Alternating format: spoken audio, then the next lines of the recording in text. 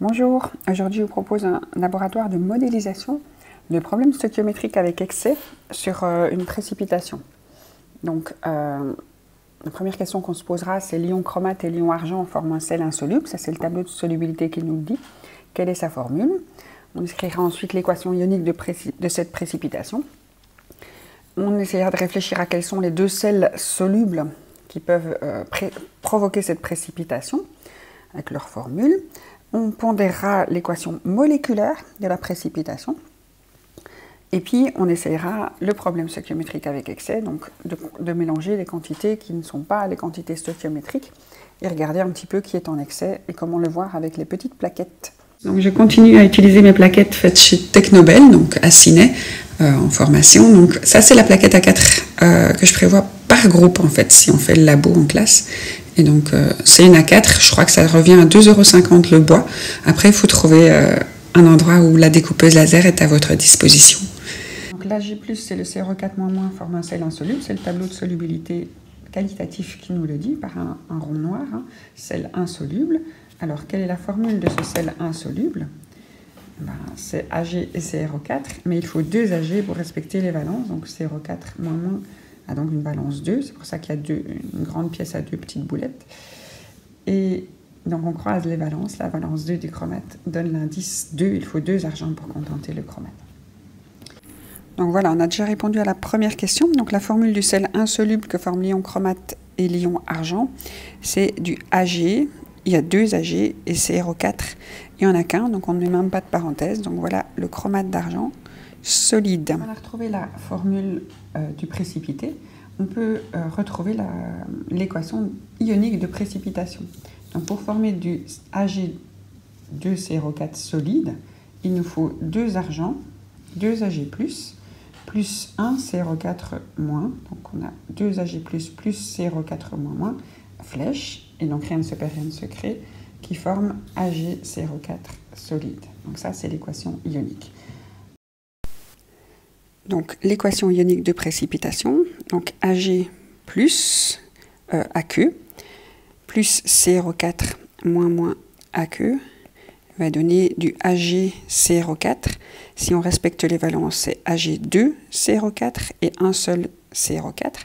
Et donc s'il y a deux Ag dans le sel solide qui précipite, il nous faut deux Ag à gauche dans les réactifs pour que l'équation soit pondérée.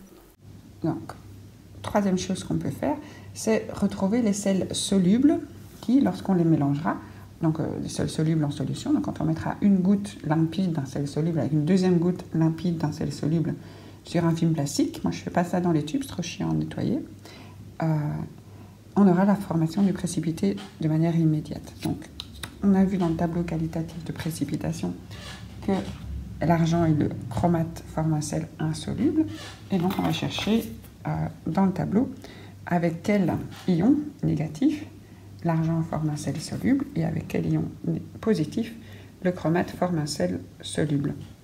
Alors le plus simple, le plus classique pour avoir un contre-ion, donc un ion de charge opposée soluble de n'importe quel ion positif, c'est de prendre un nitrate et le contre-ion positif d'un n'importe quel sel négatif, c'est de prendre le sodium. Alors il y a d'autres possibilités, mais c'est les plus classiques, les plus faciles à retrouver. Donc on va fermer le sel soluble de chromate de sodium. Hop, chromate de sodium.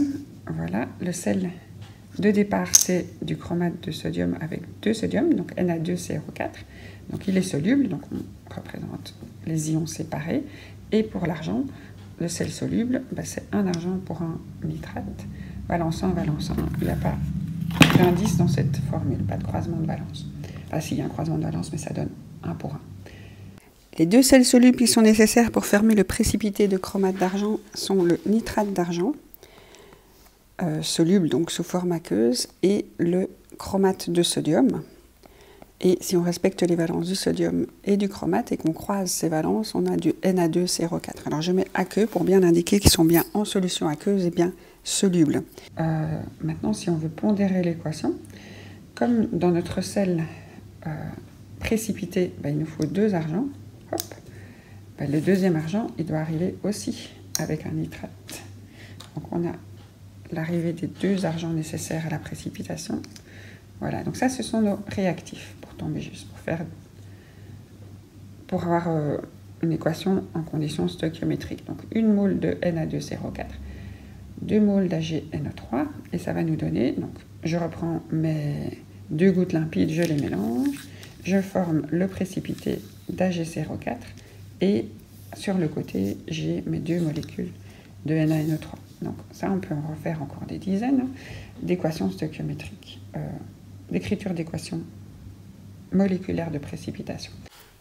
Donc pour écrire l'équation moléculaire, on reprend les 2 sels solubles, le nitrate d'argent et le chromate de sodium, donc en respectant bien les valences, en indiquant qu'il est soluble.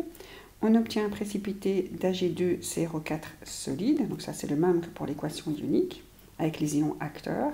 Et après, à côté, il y a les ions spectateurs, les nitrates et le sodium, qui ont donc perdu leurs contrions avec lesquels ils sont arrivés, mais qui sont encore en solution aqueuse.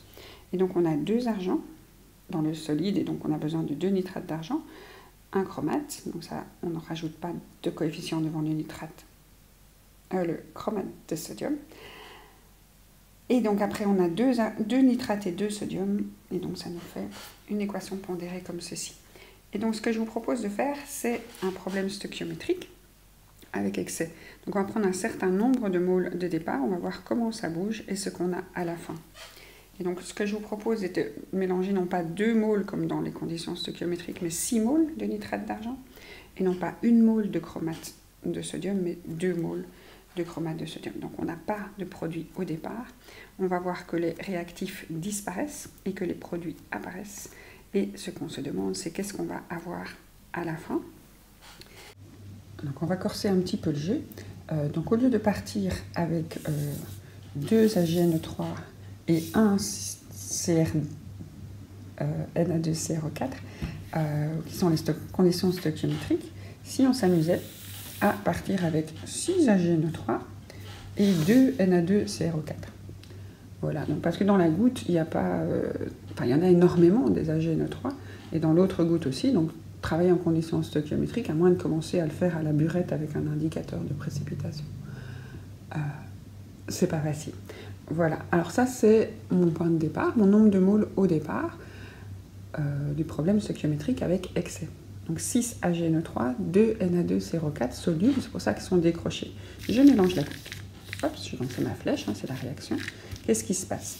Les CRO4, quand ils rencontrent des Ag+, ils forment un précipité. Hop, un CRO4, quand ils rencontrent des Ag+, ils forment un précipité. Les pauvres ions NO3 et les pauvres ions Na+, qui ont vu leurs camarades partir, ils sont obligés de faire avec les contrions de chacun, donc cela reste en solution. Voilà, alors il y a un problème, c'est qu'il y a des argents qui n'ont pas trouvé de CRO4 et donc qui sont encore avec des NaNO3. Alors c'est pas un produit en plus, pas un troisième produit dans l'équation, c'est vraiment un résidu de réactif.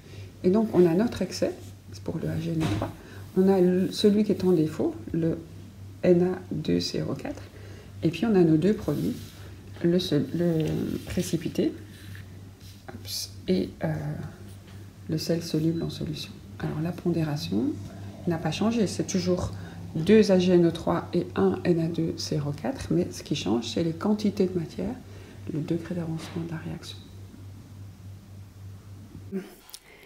Le problème stoichiométrique avec excès. Donc la première ligne, c'est bien ce qu'on a au départ, les 6 moles de AgNO3 et les 2 moles de Na2CO4, donc c'est l'état ici au départ. Alors pour traiter un problème stoichiométrique avec excès, il faut se dire, tiens, mes 6 moles, elles veulent disparaître jusqu'à un certain point. Donc comme les nitrates d'argent disparaissent avec un coefficient 2, le degré d'avancement souhaité par le nitrate d'argent quand on en a 6 moles, c'est 6 divisé par 2. Donc ça c'est le maximum qu'il voudrait atteindre, c'est 3. Donc si on voulait consommer tous les nitrates d'argent dans le petit bateau, il faudrait mettre un 3. Mais pour ça, il faut d'abord vérifier que celui qui doit réagir avec, le deuxième réactif, puisse réagir jusque-là. Et donc on regarde le degré d'avancement maximum pour le chromate de sodium. Et lui, il a un coefficient 1. et il a un nombre de moles de 2. Et donc je prends le nombre de moles disponibles divisé par le coefficient. Et donc lui, il a un petit bateau, un degré d'avancement souhaité maximum de 2. Et c'est le plus petit qui est le réactif limitant. C'est lui qui va décider. L'autre, il va être en excès, il veut aller trop loin. Voilà, donc on va garder le 2 et pas le 3. Donc on met 2 partout. Et pour les deux réactifs qui réagissent ensemble, mais aussi pour les produits qui vont en découler.